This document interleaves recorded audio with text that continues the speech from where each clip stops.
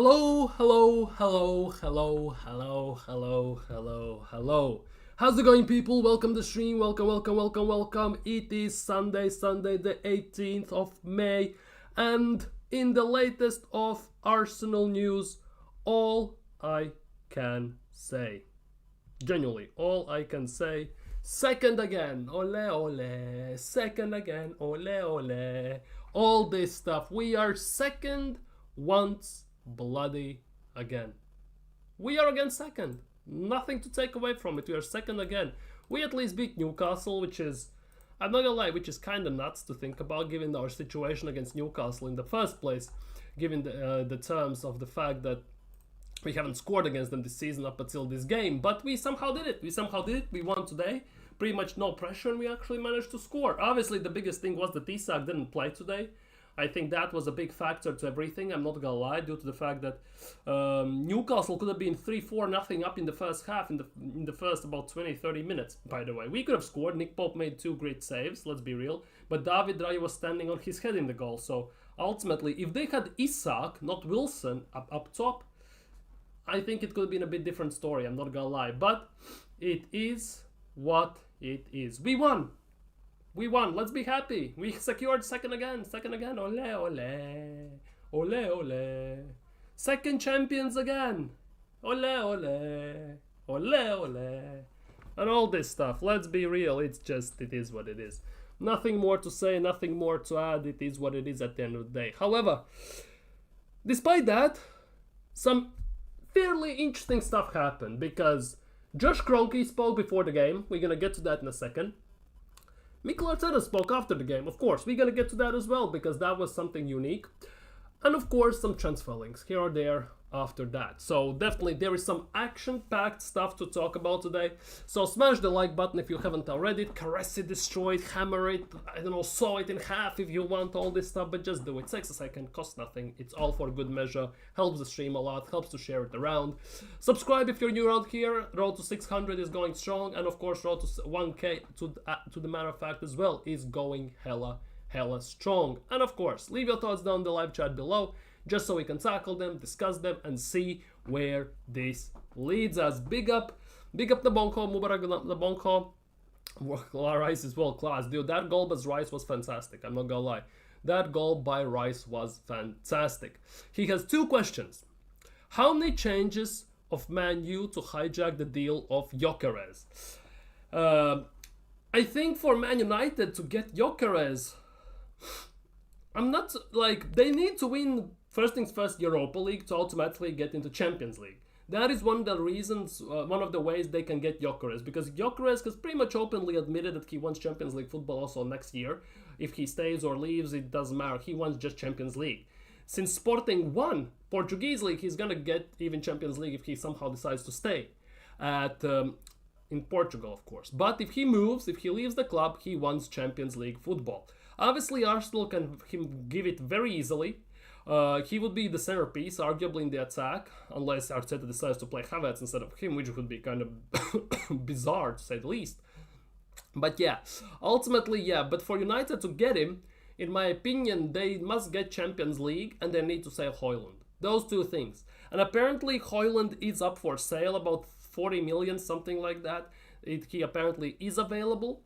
Whether they can buy Gyökeres or not, that's a completely different story, because there are many talks about United having no money, but we all know how that goes. Obviously, every club has money. It's just whether they are ready to release it or not.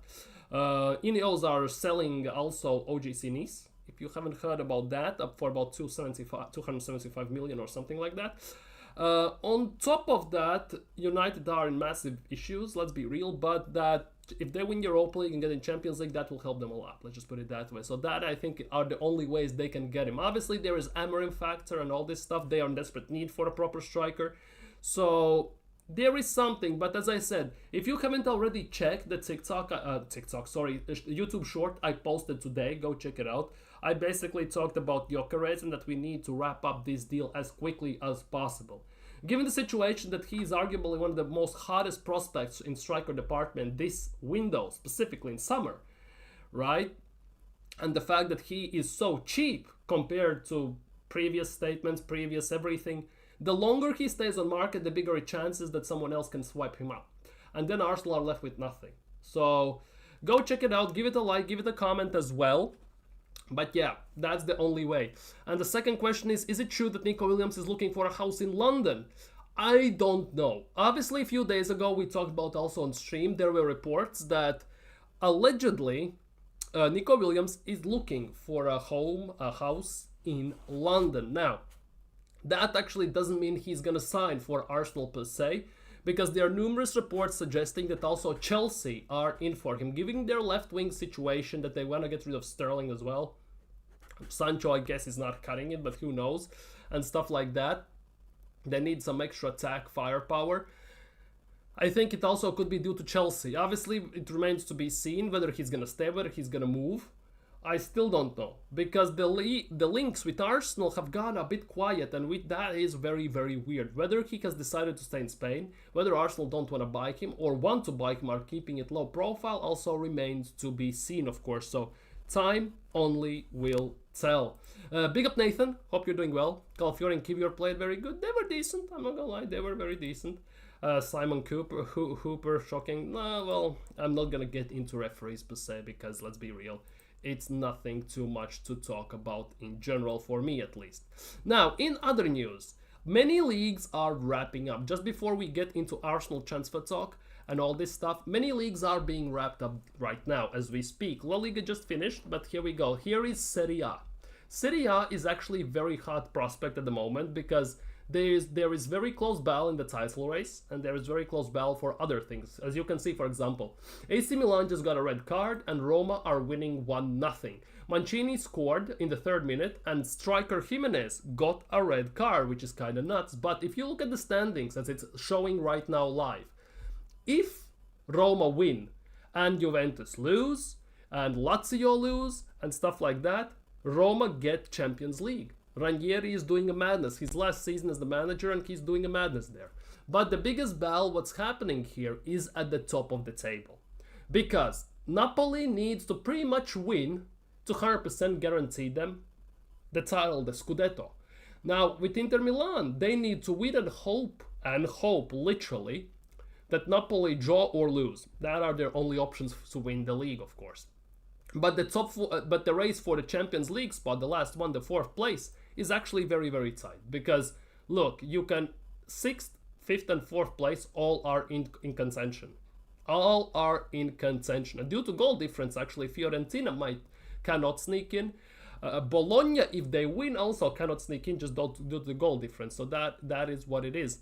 In relegation battles, it's also quite tight, because Empoli, they need to win to get up there. Let's be real. Venezia need to win, Lecce need to win to basically secure, so that also is something to look at in that regard. Now, moving on to La Liga per se, La Liga also finished just now, and the league is as it stands. Basically, the league is... Why is it open Serie A? What the hell was that about? I'm pretty sure I clicked on this. I'm sure I clicked on Betis versus Atletico Madrid. Here we go. They won 4-1. Alvarez, Lenormand, Alvarez, and Angel Correa in the last game, as Atletico Madrid players scored a goal. But standings are as it stands. One game to go. Barcelona have secured the title. Real Madrid are gonna finish 2nd. 3rd place is still up for grabs.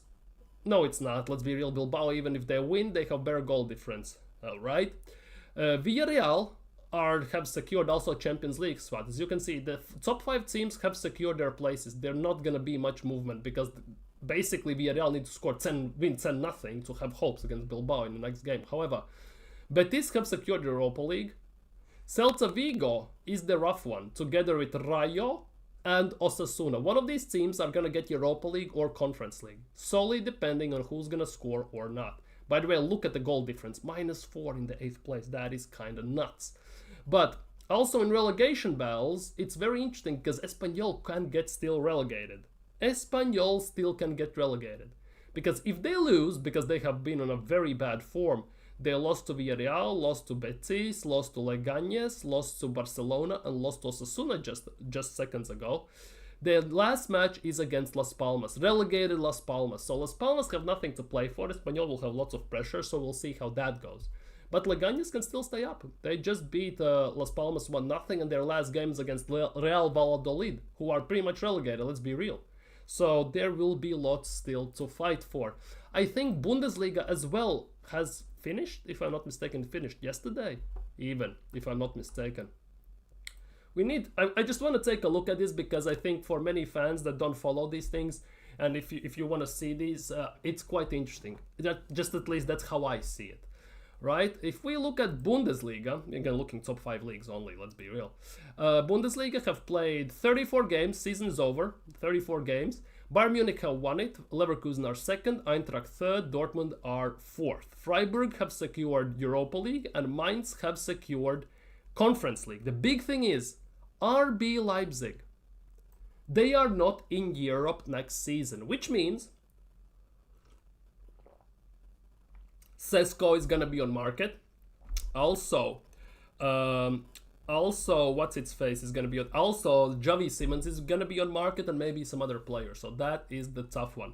Heidenheim, Holstein Kiel, and Bochum are going down. So it is what it is. In that regard, St. Pauli stayed up. They just got promoted and they barely stayed up. But that is good for St. Pauli. I'm not gonna lie. They lost their manager to Brighton, who just signed him, so that is a plus either way. And the last league, we're gonna look at the French league, because let's be real, PSG have won it. The other places, that is something very interesting, I'm not gonna lie, in my opinion at least, the other places in Ligue 1. Because, if you look at it, Lens won 4-0 against Monaco in the last game. That is actually kind of nuts, right? But PSG won it by 19 points. Marseille are second, Monaco are third, and Nice are fourth. Lille are fifth, solely due to goal difference, by the way. Fourth and fifth place have been split. And Lyon finished in Conference League spot, which is kind of nice. Strasbourg finished seventh, Lens finished eighth, and relegation as well. It was tight up until the last second. Le Havre basically, as you can see, won 2-3 against Strasbourg, against 7th place Strasbourg, and it took a penalty in the 90 plus minute to basically stay up. Hence why they actually stayed up, because if it was a draw between Reims and they would have been below Reims. Even if they're on the same points, it would be due to goal difference, they would go down. So that is kind of interesting, but otherwise I'm not gonna get into it. But here we go. Premier League. That is what we want to see. Premier League.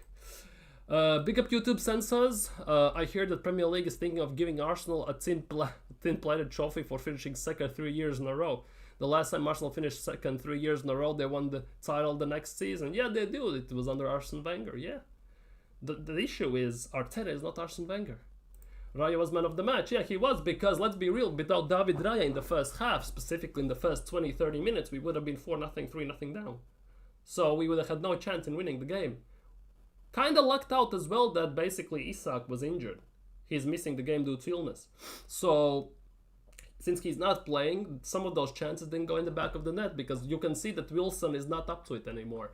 He's lacking legs, he's lacking everything. He's still decent, but he's not anymore the quality he used to be.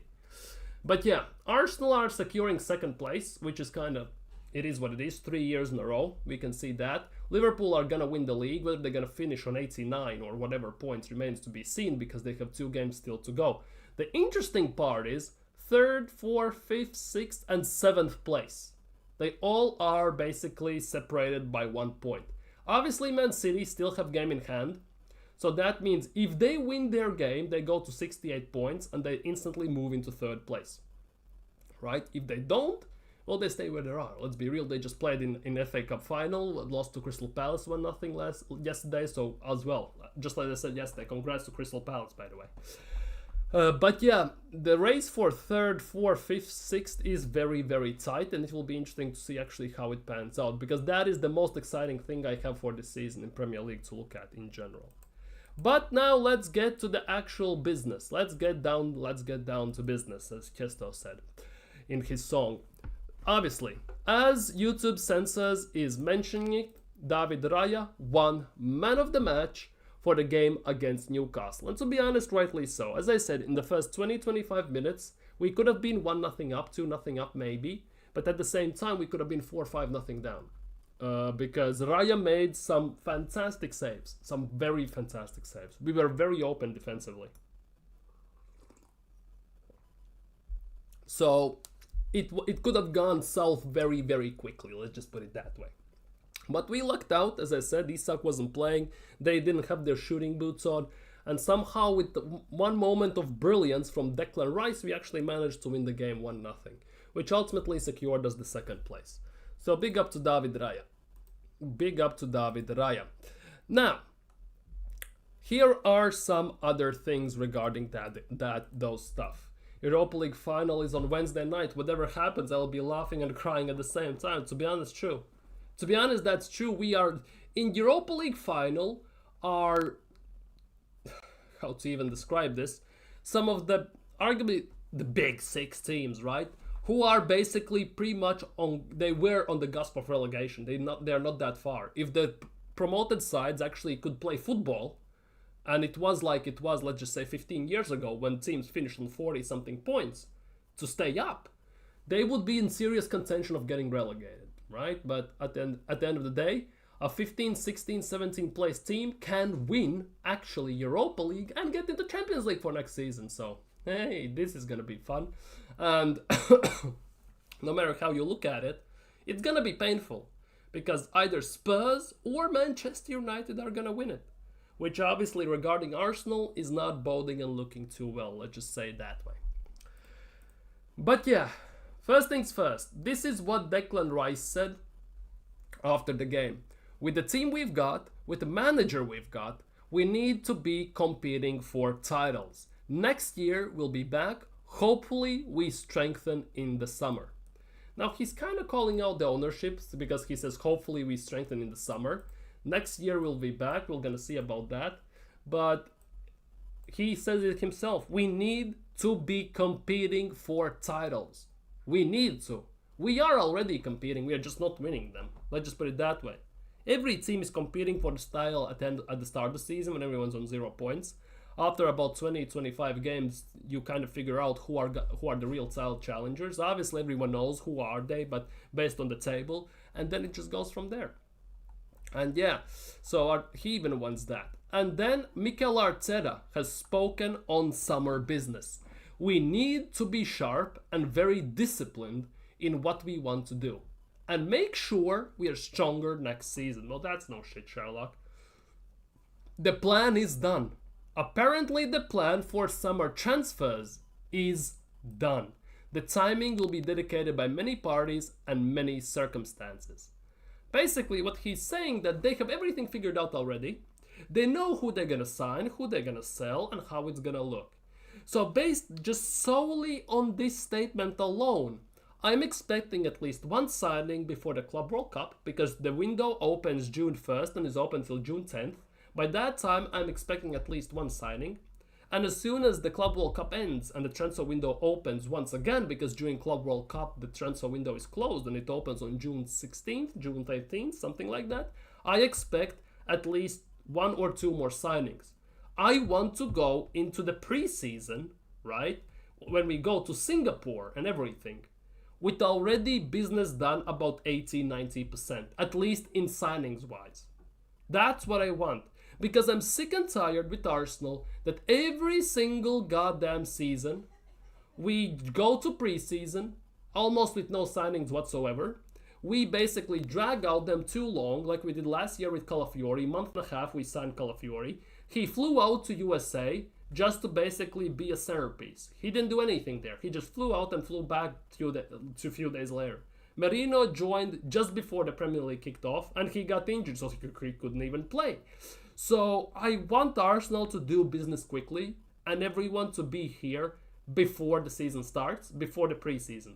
That is the key for me. Because figuring out things during season, when the start to some extent is very important to gain the momentum, of course, and you try to still mix and match the team to get the proper players in and figure out the system and situations and everything, how they should be playing, how can they play and all this stuff. You already are setting up yourself to fail, in my opinion at least. Because that is actually recipe for disaster. And that's how I see it. And in January signings, for me, are the things where you can basically save your season just due to the fact that you screwed up the summer window to some extent. Unless you need some specific reinforcements. That also could happen. So it is what it is, but based on this statement alone, what Mikel Arteta is putting out, they have a complete plan, the plan is done, and they know what they have to do, and they're gonna do it. That's what I take away from this. No excuses, no nothing from Mikel Arteta right now, since he's confirming that everything is done and dusted. Congratulations to Scunthorpe on winning promotion back into the National League. Big up Scunthorpe. Round of applause. Big up Jimmy. Big up Jimmy. Hope you're doing well today. But yeah, that's what Mikel Arteta said. But it doesn't stop there. Mikel Arteta has called out the owners as well by saying, Mikel Arteta on this summer, the ones upstairs will do what they have to do, enjoy the season, go to the beach, and have a good time. He calls out owners, and then Josh Kroenke speaks. The mysterious creature known as Josh Kroenke, the Yeti, has spoken. And he has said, and this is quite interesting, he has said this: we plan to invest to get behind winning and doing better next season. Our sporting director, Andrea, will play an important role in this. We are crystal clear on exactly what we need to do and the way in which we want to do it. So basically, Mikel Arteta has said that the plan is done. Everything is basically done and dusted. Everything is all figured out. So that's what it is. And in that regard, hey, they are prepared. Big up Luca, and please don't advertise your stream like that in other people's channels. By others, I mean my own. That is disrespectful to the streamer who is currently live, and you're taking away viewers and other people from here. But yeah, Mikel Arteta said that the plan is done. It will take some proper precision or something like that. So time only will tell, of course. But it looks like Josh Kroenke has said he's ready to invest. The big thing about this is, though, for me, actions speak louder than words, don't they? At least that's how it should be. And I still remember that quote he made last summer when he said, be excited. And this season, I have not been excited. Let's be real, the summer was very underwhelming. So for me personally, and I kid you not, in this regard, actions speak louder than words. So if he doesn't do the things the right way, again, it will just look like all gaslight, all smoke, no fire, and all this stuff. Big up. I think no reason why Arteta sell Kivior, because the moment of Gabriel being absent, Kivior has... Yeah, to be honest, that is also true. Big up Mubarak again. Big up. And obviously there are talks that Kivior might be leaving. There is interest from Napoli, AC Milan, basically Italian teams, and that's something you would expect to some extent. But also, the thing is, selling Kivior at the moment would make a lot of sense from one point of view, because we could get some proper money for him, because he has got some very good performances, let's be real.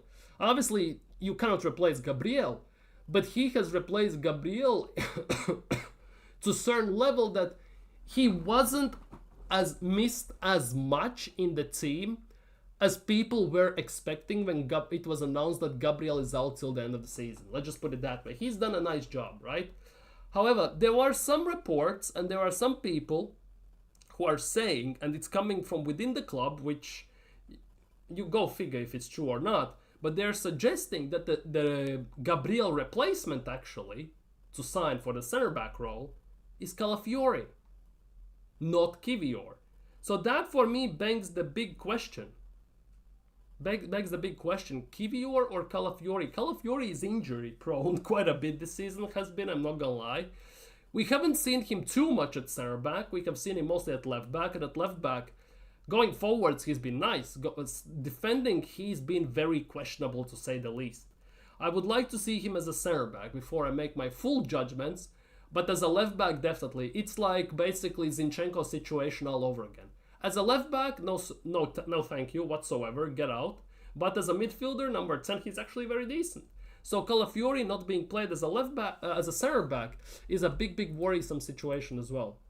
He hasn't really said anything. It comes across as very vague, like half a sentence. Exactly. Big up, Richard Banks. Big up. That's the thing. He comes out and says we have a plan to invest to get behind winning and doing better next season. It's very hard to do much worse, to be honest. Doing better next season pretty much to me means winning the league or Champions League. Because getting to final is one thing in Champions League, right? But you cannot get much better in Premier League besides winning it. You have finished 3 seasons in a row second. For me, closing points gap is basically nothing. We finished 5 points behind City, 2 points behind City, and now 15. We are currently, 12 at the moment since Liverpool haven't played, behind Liverpool. Double digits, by the way. So we have regressed massively in that regard. Doing better, it means winning something. And he says that every single season, just like Mikel Arteta. Mikel Arteta has said this for about 2-3 years now. Next season, we're gonna do better. Next season, we go for the glory. Next season, we're gonna do this, we're gonna do that. And we still haven't done anything. That is the biggest issue here. Obviously, as I said, actions speak louder than words. And unfortunately, these actions haven't done much, have they? Are we planning to invest funds from sales like we have seasons before? Go figure. That is basically up to Kroenke's, because we got about 100+ million from Champions League semifinals, getting to Champions League semifinals. We finished last summer with I don't know, like 20 million profit. Profit, by the way. Which club who goes for a title finishes transfer window with a net profit? Like, it makes no sense, right? Unless you are like Chelsea or City, who can sell some dross players for insane amounts of money. So, I don't know. Because let's just say we have like 200 million, right? And there are some random vague rumors, ITKs and stuff like that, because you cannot believe anything it's being said pretty much. You can just discuss it and give your own opinion on it. But there have been talks that Arsenal will sign a striker, a winger, and a midfielder, and maybe something else. However, if it comes to signing defenders specifically, it pretty much solely depends on who Arsenal sell. So that kind of maybe could be true, and if it's true, we're gonna sign only midfielders and attackers in the first place. And if we want to sign a defender, it depends who we're gonna sell. The issue with that is we cannot sell much, can we? We have lots of players we should be selling, but the more we sell, the more we need to bring in, because our squad already is as small as it can get. It's very hard to make this squad even smaller. It's been made small by design, obviously, like Mikel Arteta wants it. 111 and maybe a few players that he can sub on. But it's been proven pretty strongly this season that the rotation is the key. Rotation is the key. And when we have injuries to our main players, 9 times out of 10, we have nobody to replace them with. Saliba got injured 2.5 seasons ago. The season we were 8 points clear. We still haven't bought a replacement for Saliba, a backup. Or you can say Rice can play there, White can play there. But let's be real, for Arsenal, and even at Ajax, for example, they're better as wing-back than a center-back to some extent. Ben White at center-back was very questionable until he got moved to right-back, where he basically became the player he is today. Saka has no backup. So Odegaard has no backup. Our left side already is screwed up as it is, to some extent, let's be real. Our striker department is, non-existent to some extent, solely because we don't have an out-and-out striker. Jesus is more of a winger. Havertz, who knows what it is. We have signed 2 midfielders in 2 years. Havertz, as Arteta said himself, he signed him for midfield. And Merino, who is a 6 or 8, depending on situation. And we played them as a striker. Like, we don't have backups. And even this season as well, our left-back position got bailed out because of Skelly. Because Calafiori got injured, Tierney was injured, Arteta didn't trust Zinchenko, and Kivior as well. So only thing he could do is play Skelly as a left-back. And somehow he threw shit at the wall, saw what's gonna stick, and it stuck.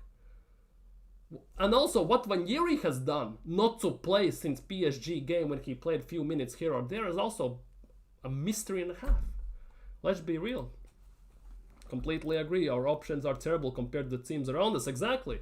Our bench is non-existent, and if we need to change if we need someone to come on and change the game, we don't have anyone. If you actually think about it, our best option for someone to change the game, arguably, is Trossard, right? Technically, but when Trossard comes on, you never know what Trossard you're gonna get. Whether it's gonna be the banging Trossard we had when we just signed him 3 years ago, in January, or we gonna get Stella R drunk Trossard.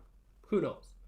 So after that, our best option to sub on in attack is Ethan Nwaneri.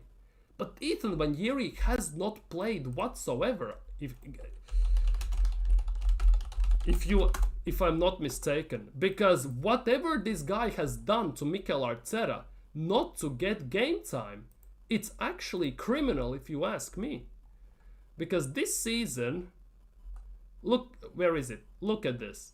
He played 4 minutes against Bournemouth when we lost 2-1. He played 4 minutes against Crystal Palace. That was in April 23rd. He played 33 minutes against Ipswich, where he scored.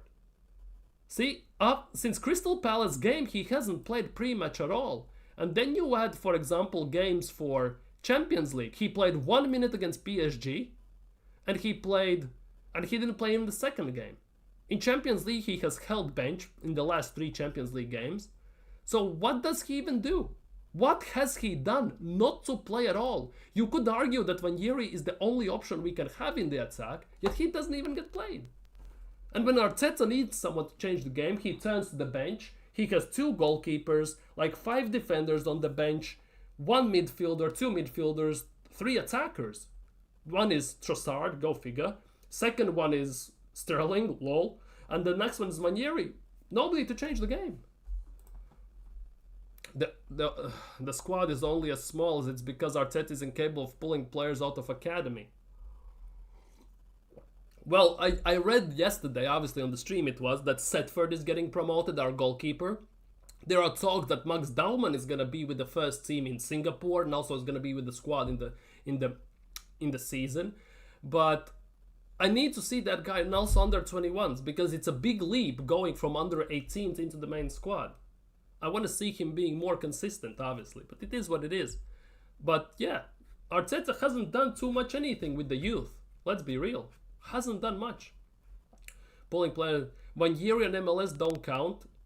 To be honest, true, because they were on the bench and they were just opportunities just due to the fact that we had nobody. Left back position was screwed up. Let's be real. So he had to throw Skelly there. And our right side, when Odegaard came back and Saka got injured, we had nobody there because he doesn't trust Sterling and anyone else. He tried Havertz there, he tried Martinelli there, he tried Trossard there. When the fan base started to scream why Nwaneri the hell is not playing, all of a sudden next game he starts there. And Nwaneri kind of showed what is what. He showed that he can do stuff. The issue is, what has he done right now that he doesn't get even a second on the pitch? Arteta hates Nwaneri. He must have nutmegged him on repeat when he joined Rondo or something. I guess so. I don't know what is happening, why he's not playing. That is one of the biggest mysteries in the second part of the season. Because I had a feeling that when Saka is gonna come back, Sterling is not gonna see the pitch. Because Saka is his golden boy, let's be real. He's the favorite of the fan base. There's no argument about that. So at the end of the day, he's not gonna get, and he's not gonna drop his captain. Because we have seen Nwaneri plays at 10 and Zinchenko plays at 10. And they both at that spot, in that position, have done better than Odegaard. That is the biggest issue, I think, with Mikel Arteta. Because if those two players outperform, and especially Nwaneri, who's a 17-year-old, is outperforming his captain, his adopted child in Odegaard, Arteta looks like a fool, Odegaard looks like a fool. It's not a coincidence that he, by design, hasn't signed a proper backup for Odegaard who can actually push him. Because otherwise there's no explanation. 34 million for Vieira, who did pretty much nothing at Arsenal, and we loaned him back to Porto? What are we gonna do with him this summer? Maybe sell, maybe what? Big up Pepper. Big up, hope you're doing well today. Big up Harry. Big up Harry. Wanjeri has a lot of 10 and 5-minute cameos off the bench. Exactly, that is the biggest worry here. Lots of 5-10 minute cameos. Look at this. Wanjeri in the Premier League this season. 4 minutes, 5 minutes, 9 minutes, 5 minutes, 8 minutes. And he even managed to score a goal in that game. 5 minutes, 11 minutes, 4 minutes, 6 minutes. He played full 90 against Leicester and got an assist. He played 6 minutes against City and he scored, by the way. 11 minutes, 4 minutes, 4 minutes. Then you look at in the Carabao Cup. He played a lot, but he actually performed in Carabao Cup, ironically enough. Where's Champions League? Champions League, 8 minutes against Inter when we are losing, by the way. Despicable action by the manager. 12 minutes against Sporting when we are winning 5-1. Lol. 11 minutes against Monaco when we are winning 3-0. 31 minutes against Dinamo Zagreb when we are winning 3-0. 71 minutes against PSV. He scored as well in that game. 87 minutes against Girona. He scores in that game. And 1 minute against PSG. Overall this season, yes, it looks like he has played a lot. 1,303 minutes. He has 11 goal contributions, right? Technically it doesn't seem much. 36 games, 1,303 minutes. That's on average what? About 35 minutes a game on average. 35. On average, it looks great. But when you look at the fact that he mostly plays 11, like 1 to 11 minutes, and on occasion in Carabao Cup gets a full 90, it balances each other out. So he actually doesn't get too many minutes at the end of the day, does he? Yeah, and Sterling, exactly. Sterling, bro, exactly. It's actually nuts. By the way, big up everyone. If you haven't already, please like the stream and subscribe if you're new around here. Road to 600 is strong. And leave your thoughts down in the live chat so we can tackle them. Dauman is a baby. The academy grads Arteta is throwing to the curb are all over 20s. Exactly. That is the interesting bit. Yes, he gave chance to 18-year-old Skelly, 17-year-old Wanjeri. Well, played him when he was 15. He probably next season when Dauman is still 15 and younger than Wanjeri randomly is going to throw him on just so he can have another achievement playing even younger player in the Premier League, because Wanjeri at the moment is the youngest player in the Premier League who has played. So if he throws on Dauman, he'll again, it's just for his ego boost or something. Yo, Arteta tried Havertz at right wing. Yeah, he tried him there. Big up Kwame, big up, hope you're doing well today. That should be a sack blow. Exactly, not good enough. Yeah, not good enough. Yeah, big up to the Dio, everyone's being... When you look at Lamine Yamal and Wanjeri, the argument of protecting him falls short, exactly. The thing is though, this manager is very... inflexible, like I think, right? Unflexible, that's a word. He basically is very stubborn in his ways. You either play a specific position or you don't play at all. Because what basically is messing him up to try, for example, Wanjeri on the right wing, just to see on the both sides if it sticks. Try Saka on the left wing. Oh, but he cannot do that because Odegaard cannot drift to the right anymore. Ben White or Timber cannot overlap anymore. He doesn't want to ruin that side. What is stopping him trying something new? Maybe mid-game when shit hits the fan or he needs something fresh in ideas, switch the wings around, see what happens. He never does that. Like, there is no tactical flexibility with this manager. And it's ruining our wingers as well. Because one of the worst, at the moment at Arsenal, right? Some of the worst positions you can play. Center backs, because of Saliba and Gabriel. Number 8, because of Rice. Number 10, because of Odegaard. And right wing, because of Saka. Because for Arteta, those are undroppables, as I call them. Because they're never going to get dropped. As long as they can even crawl, they're going to play. Rest of the situation, rest of the players, basically, are up for the grabs. Rest of positions. Other ones, basically, you are kind of doomed, if you get what I mean. We won, but I'm vexed. Our football hasn't looked uglier than tonight. Seasons needs to end. Exactly. We won, and we could have lost. Let's be real. Could have also easily lost. It is what it is. I'm happy that we won because I want to see Arsenal win. But the way we won, it was so ugly, it's embarrassing. 3 times runners-up in the Premier League title race. Arteta, one more warning. It wasn't even title race this season, was it? The closest we were to Liverpool in the table was 4 points. 4 points. After that, it's been 5, 7, 9, and now it's double digits. It hasn't even been, we haven't been actually within a proper striking distance for longer than a week, maybe in the beginning of the season when we were 1 point or 2 points behind or something like that. But besides that, even United have been on the top of the table. Brighton have been within a striking distance. Arsenal have never. It's a three-peat, bro. Serial ballers. Chansam got jokes asking people who they prefer between Ranieri and Sterling. Oh my god. Yeah. Ranieri has only played 10 games over 60 minutes this season. Yeah. Exactly. Why? Why cannot Ranieri... Where are the minutes? Ranieri minutes, right? We are 5-1 up against Sporting. It was 4-1 by something rather minute. Wait, does it show here? For when we scored. Yeah, see? We were 4-1 up. 4-1 up, we were right here. 65th minute, Bukayo Saka scores a penalty. We are 4-1 up. Why cannot we sub on Ranieri then? 25 plus added time for Ranieri. 3-0 up against Monaco. Why did Saka need to play here full 90? Like, there are lots of questions in this regard. 3-0. We were 3-0. Where's 2-0? 1-0. Here, we scored in 78th minute. He comes on in 70th minute, ironically enough. He plays 1 minute against PSG. Oh, Lord have mercy. Now, in Premier League, 4 minutes against Spurs, 5 minutes against Leicester, 4-2. 9 minutes when losing to Bournemouth.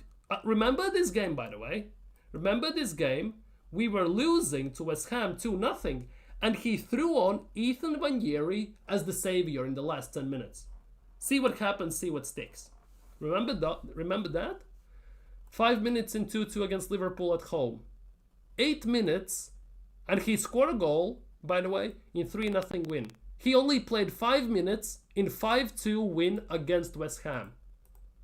And we were legitimately 5-2 up just after the second half began. We are 5-2 up at halftime. We could have easily taken Saka off, but we decided to play him for 5 minutes. What? Seriously. 5-1 up against Crystal Palace when Yeri gets 4 minutes. We were 4-1 up in 60th minute, so he could have easily gone half an hour at least. Like, this is inexcusable, arguably. Oh, then he plays a lot because Saka is still out until Saka comes back. See? He plays 66, 58, 77, 90 and all this stuff. Saka comes back here and he doesn't play pretty much at all. Holds the bench. Like, go figure. This manager would have Lemal rotting. Yeah, definitely. Arteta would send him out to the under-21s. Hi Pepper, I'm giving Arteta one more chance. If he fails, that's it. You still believe in him, Kwame? Yeah, much more patient than me. Yeah. That's the biggest issue. I am not as patient anymore as well. Arteta says be patient. Five years. It's been 5 bloody years. Simeone or Simone Inzaghi, get ready. I am so ready for one of those. Or Nagelsmann, by the way. I'm done with Project Arteta, yo. I would rather give it to Lumbach. Give it to Rennes, like... At least she's in the Champions League final with our women's team, isn't she? Obviously, against Barcelona, it will be tough times, so, but it is what it is. Saka gets run into the ground, and when Yeri doesn't get a game, yeah. Because also, when Odegaard was injured, right? Personally, me and many people thought this is prime time for Ranieri to play. Because Ranieri was a number 10 in under-21 team, so it would make sense for him to play. But what Arteta does, plays Merino as the number 10, plays Trossard as a number 10, plays Havertz as a number 10, and he mix and match rotates, and maybe on occasion he subs on Ranieri for a few minutes in those positions. Everyone is in disbelief, nobody knows what's going on.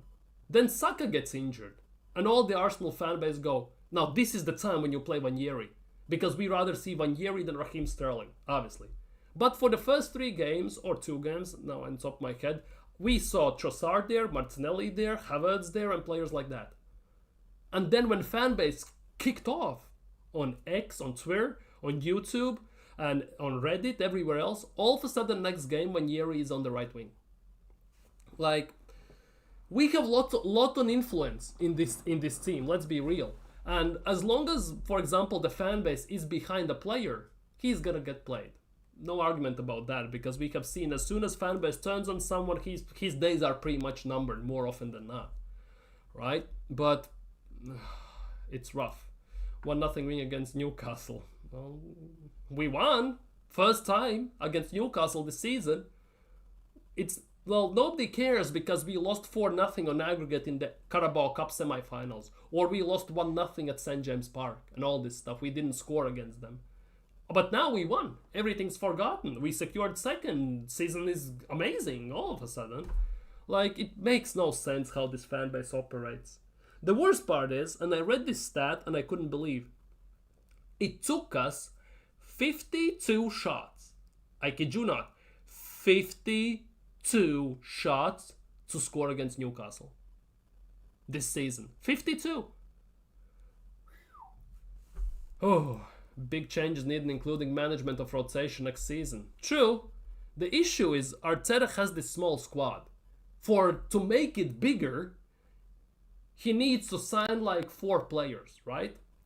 But that means he cannot sell anyone. So we can have about 27, 26 man squad so we can actually rotate like somewhat properly. And that's also given if we sign proper players we need.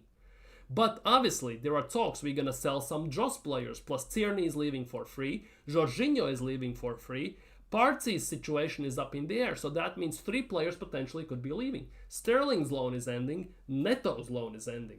Which means, again, our squad is getting smaller. And if we even sign 4 or 5 players and we promote 2-3 players, it's still a 24-man squad, 25 at best, and he doesn't play the youth too often anyways. Which means we are back again to being the same small squad we are having this season. Hopefully, obviously, with some bare bench players, because we sell some Joss and we maybe some starters get benched like, I don't know, Martinelli or something like that, right? But at the end of the day, we still have the squad that is way too small to play Carabao Cup, FA Cup, Premier League and Champions League, to compete in 4 competitions at the same time. The fanbase cheering and gushing for Havertz gives me bad feeling for next season. Exactly. Imagine if we sign Gyökeres and Havertz still starts. Imagine the scenes. Arteta won't learn to rotate till the lack of rotation costs him a job. The Arsenal fanbase are masters of gaslighting themselves. Well, they listen to the cult leader in Mikel Arteta and just go from there. Absolute masters, yeah. Look at this. Kroenke said be excited last season, and we signed Sterling on loan and cup-tied Neto on loan, Calafiori and Mikel Merino. He says now before this summer window, we plan to invest to get behind winning. Isn't like if behind winning, isn't that the second place? Like, technically speaking, behind winning, isn't that the second place? Like, what? Like, you get what I mean, right? But it is what it is. And doing better next season, it's very hard to do worse. Well, it's easy to do worse. But again, as I said, doing better next season means winning Premier League, Champions League, FA Cup, Carabao Cup. Like, we need to win. There is no doing better, is only winning the trophies. And then Mikel Arteta obviously said that, of course, the plan is done for summer. So we have everything figured out, which means we must be signing the players we have. We will sign Gyökeres, Zubimendi, and other players, the ones we are linked with. If you say the plan is done, the timing will be dictated by many parties and many circumstances, that's a bit worrying sentence, obviously, this one. But if you say, and make sure we are stronger next season, the plan is done, it leads me to believe that we're going to sign a player before Club World Cup, somebody's going to join, the window is going to close, and after Club World Cup, we're going to sign up a few more players. And before the preseason kicks off in Singapore, we will have pretty much all the signings we need. That's at least how I see it. Whether Arteta sees it that way, no idea. In some other news, obviously, according to Team News and Tickets, Is this the mystery German? Is this the mystery German he promised us last summer? Arsenal are in talks over the signing of Bryan Mbeumo this summer, which could be kinda nice.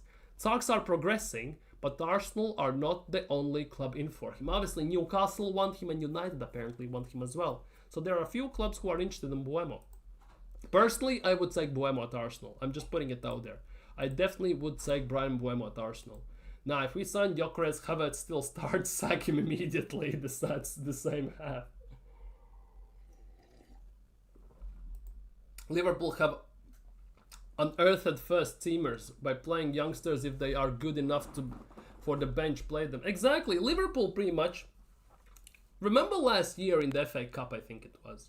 Jurgen Klopp beat us with his under-21 team pretty much. He played your Bradleys, Kwanzas and everyone else in the team. And he beat us at the Emirates 2-0, by the way. Like, it's actually insane.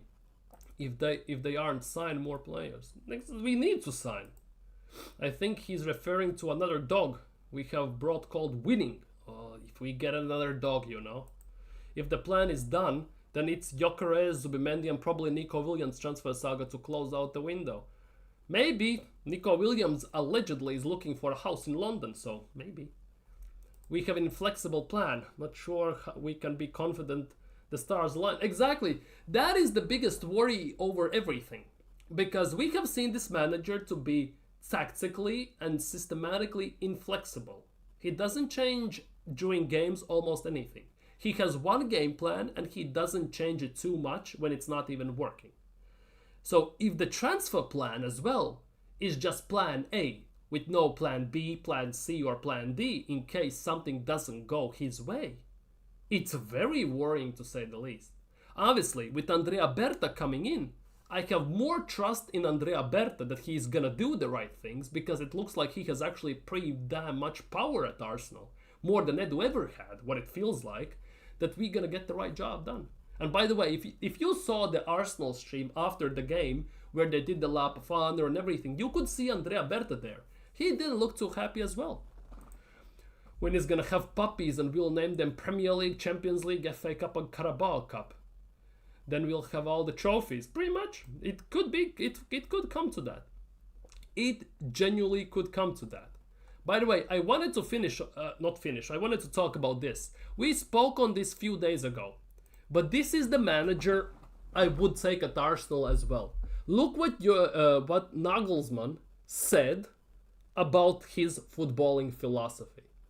I want my players to be brave and confident.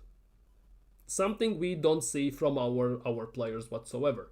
But it's useless to talk about bravery when your own decisions are led by fear. That is something we see all the time.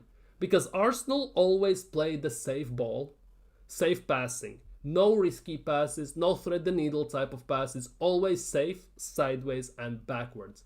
Be an example for your players. Commit brave risks with the squad selection or starting 11 and tactical approach. Something we have never seen, to be honest, from Mikel Arteta. He always plays pretty much the same 11. And if somebody falls out of that 11, by the way, he instantly panics. And instead of switching one position, he switches like 3 and 4 to adjust everything. And more often than not, it ends up costing us points or even wins. Fans have an extreme influence on dynamics during match. True. That's why I aim to be offensive and attractive. And he's not talking about himself, by the way. He's talking about football here. That's for some of the zesty people out there. So what we can captivate the fans and use them to have a positive effect on the dynamic and change it to our liking. This genuinely hits me so deep that we don't play like that. In 22-23 season, remember the attacking expansive football that we played, not just at home but away as well. But remember how were the Emirates when we were playing at home and teams came to Arsenal and they, to some extent, were quite shook. I'm not gonna lie.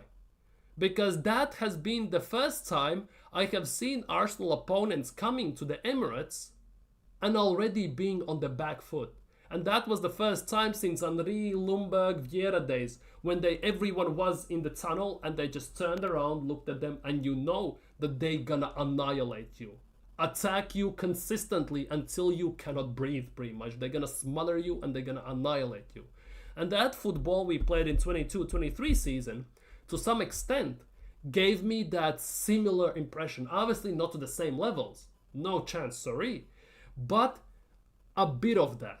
That gave me that hope that we maybe actually can be doing something here. Exactly that opening line. He wants his players to be brave, but his own actions aren't brave. The players can't be brave. Exactly.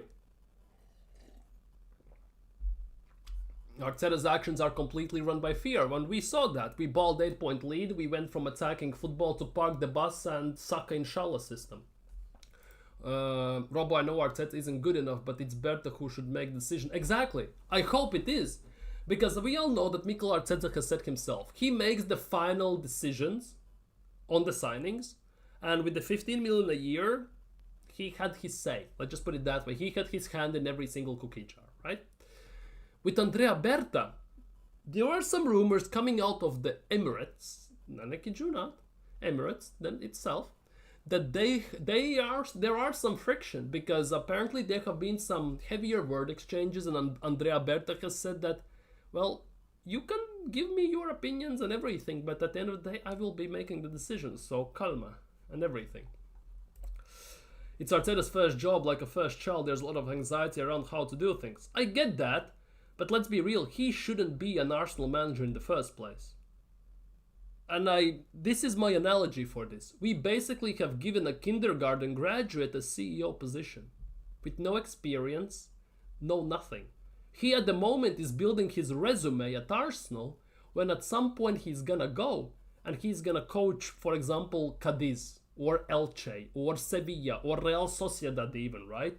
It should be working other way around, shouldn't it? You coach Sociedad, you build up your experience, and you figure things out, and then you get better job, right?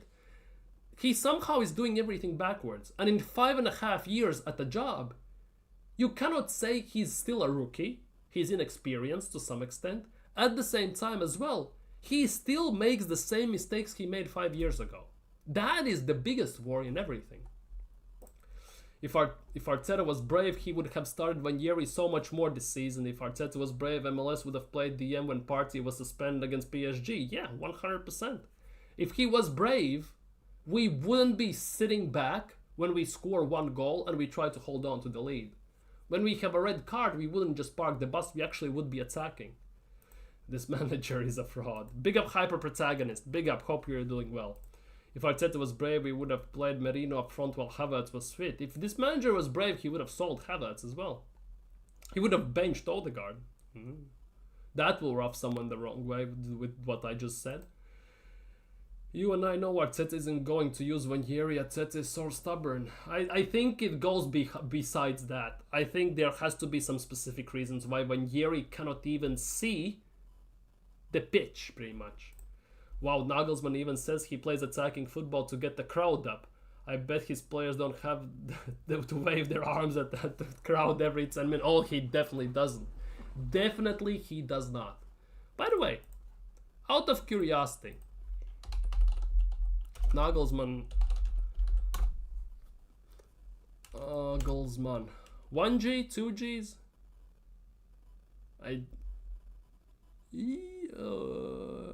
Nagelsmann, here we go. Julian, 37 years young, still 37 years young. He has coached Bayern Munich, Germany, Leipzig, and Hoffenheim. See how this works. You are a scout for Augsburg, then you are assistant manager at Munich 1860. Then you are assistant manager at Hoffenheim under 17s. Then you are the manager of under 17s. You are assistant manager to the main team, and then you are the main manager. That's how it should work. With Arteta, it somehow feels like it's going the other way around. But Julian Nagelsmann has won Bundesliga, German Super Cup twice, and German under-19 Bundesliga champion. He has won a lot. He has genuinely won a lot. Obviously, contract until He's still a Germany national team manager, but oh my goodness gracious, I would take him at Arsenal without shadow of a doubt. Just putting it out there. God, I'm getting pissed thinking about it. Big up Abigail. Trophyless again this season, but next season we will do better. It's always next season, Netflix FC, you know that. Every season it's the next season. Oh, we had injuries. Oh, we didn't get signings. Oh, it was the PGMOL. Oh, it was the referees. Oh, the grass was too long. Oh, the ball was the wrong pressure. Oh, Win the Dog had Pop easy distracted the whole team. Oh, we had too much paella. Oh, we forgot our wallets or skills in Dubai and all this stuff. What's your shopping list for new players for our squad next season? Ooh, this is a nice question. I would, obviously, Gyökeres at striker. I would take... I'm not gonna lie, I would take Gyökeres at striker. I would take Rodrigo for left wing if possible. If not, I would take a punt maybe on Trincao or Conceição on the left wing. I would... I would sign Ederson from Atalanta for number 6 or number 8.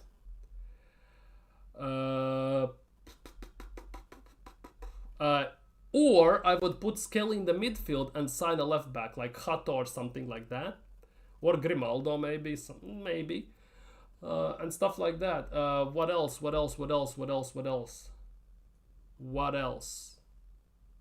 I would sign, and I kid you not, I actually would sign maybe Brahim Diaz or Arda Güler or I want to say Dani Olmo, but I'm not too sure. I would sign someone like that and maybe try Odegaard in the 8th, or at the end of the day maybe sell even Odegaard. I know it's gonna rub some people the wrong way, but Odegaard has absolutely disappeared this season. And even the season before that. Not the full season, part of the season. Big Man Berta will sort out this tap appeals this summer. I hope so. When it was Pep's first job at Barca, he promoted Busquets and played him in his midfield of Iniesta and Xavi. Played youngsters like Bojan and Pedro, Giovanni Dos Santos. By the way, Guardiola. What is his career looking like? Because, where's the manager? Where is the manager? Pep Guardiola.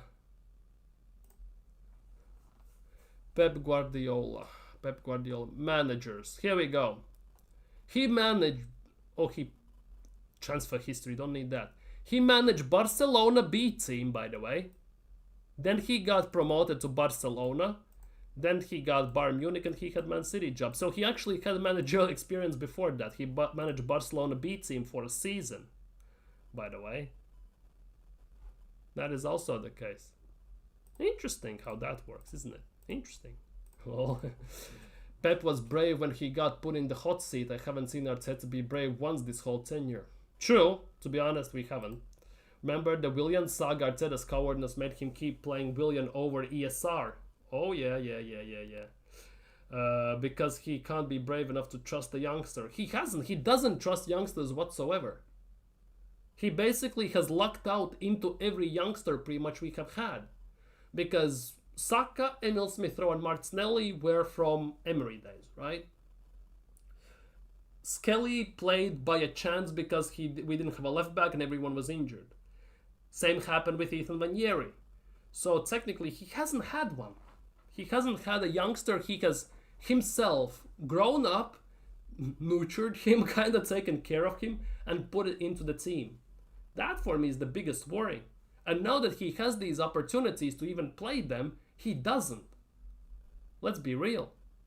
That is the biggest worry of them all. This guy, I'm losing it though. Dude, it's one more game and the season is over. Just be patient. That's what Arteta says. Be patient. We need an attacking midfielder. Odegaard has no competition at all. None whatsoever. I would even argue we should sell Odegaard and sign someone else for the 10 spot. If possible, maybe try Odegaard in the 8. The Kroenkes are poisoning our club big time. Yeah. The thing is, though, with Berta coming in, it could be more things to come for the future. Hopefully, obviously, hopefully. Because that's how it all starts. That's how in USA it works with franchises. If they're not satisfied, they sign arguably one of the best, if not best in the business, general manager or sporting director, give him the power.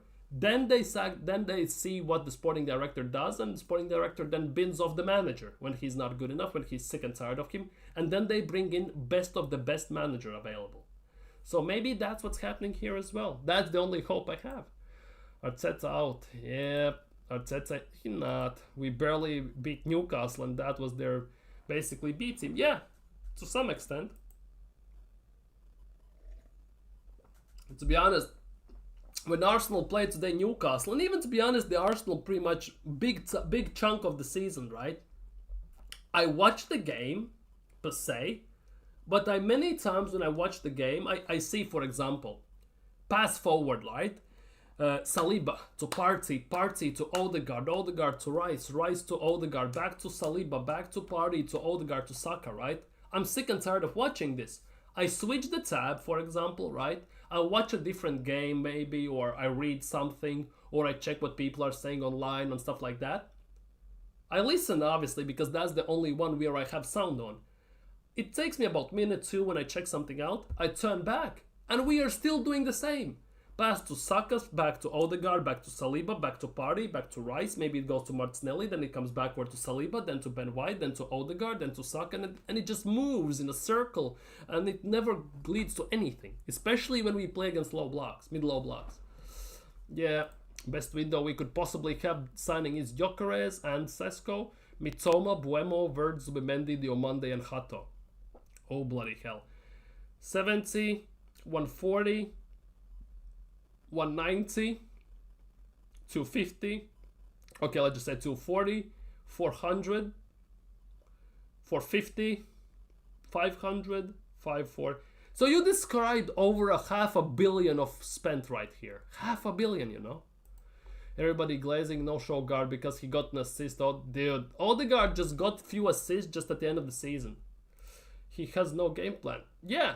He doesn't, and sometimes I watch the game, and we know that Arteta has plan A, for example, right? And I sit there and I think, bloody hell, what even is the plan A at this stage? What even is that? Like, I have no idea. That is the biggest worry sometimes. And when shit hits the fan, the plan B or plan C, well, it doesn't exist half the time. Lookman signs Mendy as a Gyökeres. Yeah. Man, I see everybody glazing. Oh, yeah, I was a big fan of Mika Biereth. He didn't get a chance, and now he's doing well. Yeah, to be honest, he binned off Florian Balogun because he wanted game time, and he preferred instead Edin Nketiah, who he gave 100 grand a week. Then Mika Biereth hits the ball running, right? He also bins off him. Chidobe Martin sees all this shit show happening. He just bins off to United, by the way. To United. Kid you not. And yeah, we are left without a striker. He hasn't signed a striker since Aubameyang left, and that was 3.5 years ago. Like, that's inexcusable. And we have a striker, Butler Oyedeji, on the bench, who has played about, 10 minutes, 6 minutes, something like that, the whole season at Arsenal, and only plays for under 21s. Tell Kroenke to reach into his pockets. I hope they do.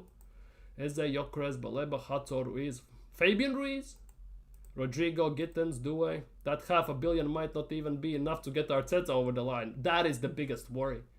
Because I sometimes get the feeling that Arteta could have Messi in his prime, Ronaldo in his prime, and players like that, and he still wouldn't make it happen. He would force Messi to basically track back to right wing back, Ronaldo to center back, and all this stuff. I forget about Biereth and Balogun, you know. Arteta kept Nketiah over these two. Exactly. We had a chance to sign Isak for 70 million at the time when we gave Edin Nketiah 100 grand a week contract, right? And the reason we didn't sign him was because board thought his goal scoring record compared to the asking price was ludicrous. Well, tell the Kroenkes, I just can't help. Mika Biereth is balling out right now, top class debut season, breakout star of League One. And the new league and trophy. Yeah, Kwame, man, it's no finish time at my limit. I don't blame you. I am partially as well. Let's be real. Mika Biereth, by the way. Let's check this. League and top goal scorers. I want to see this. League and top goal scorers, right? Just quickly before we wrap this thing up. Mika Biereth, right? Biereth, look. He is 8th. Mika Biereth is 8th. I can move this a bit. Mika Biereth is 8th on the list. 13 goals, 2 assists, right? 13 goals, 2 assists in 16 games. He on average scores a point a game.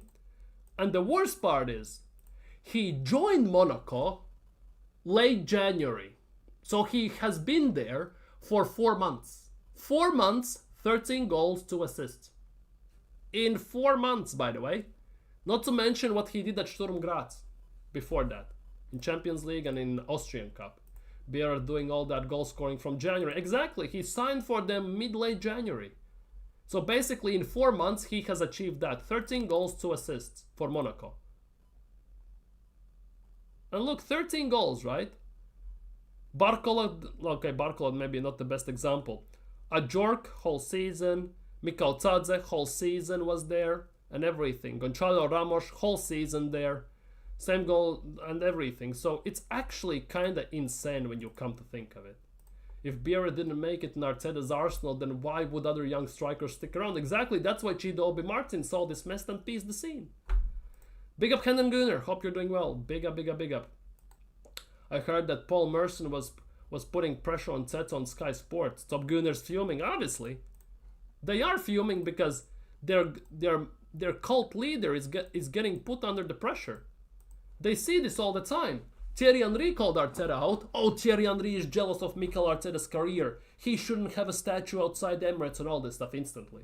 What does Robert Pires know? What does Emmanuel Petit know and all this stuff? As soon as a legend of Arsenal calls someone out, instantly on their case.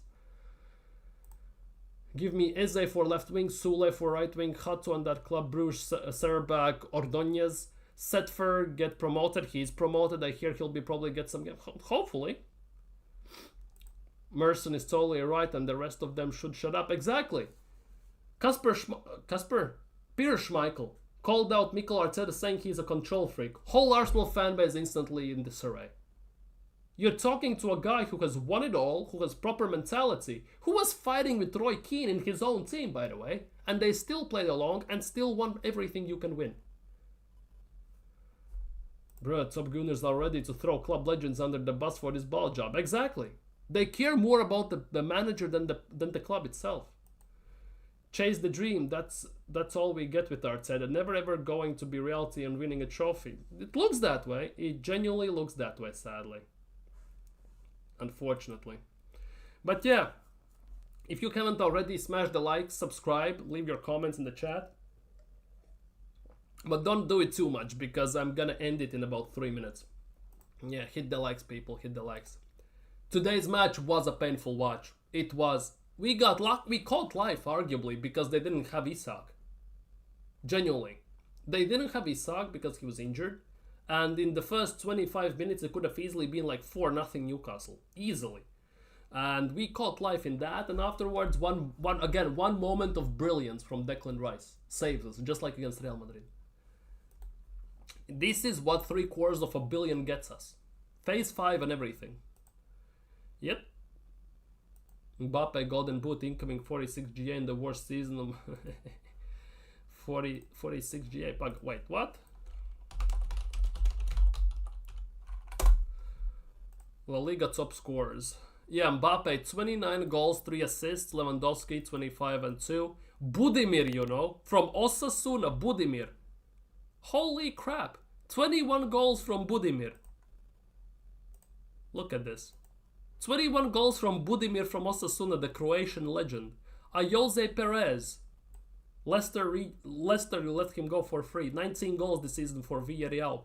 Rafinha 18 plus 9. Sorloth, market opportunity by the way. Sorloth. 17 goals, 2 assists. Scored 4 goals inside of 25 minutes the previous weekend. What are we doing here? Stuani. 11 goals, 2 assists in 31 games. This guy is 37 years old and still balling out. 37 years old. Like, seriously, what are we doing here? We pick up on the... I was actually falling asleep. I was as well, and I was in a bar. I suppose that's what Arteta means by chasing the dream. His style of football puts us to sleep. I guess so. Would you take Budimir, Robo? I would take Dovbik. Budimir, not anymore, because Budimir, I think he's, 30-something, isn't he? Budimir's like 32, isn't he? If I'm not mistaken. Yeah, Budimir is 33 years old. I much rather would take Dovbik, I'm not gonna lie. Another market opportunity. Wait, just curious. How much did Sorloth go to Atletico Madrid? 27 million pounds. 27 million pounds. Sorloth went from Real Sociedad to Atletico Madrid. We signed the wrong players, guys. Roja said, yeah, maybe we should sign Budimir. Sorloth is better. Yeah, Sorloth. 27 million pounds for Sorloth, by the way, to move from Real Sociedad to Atletico Madrid.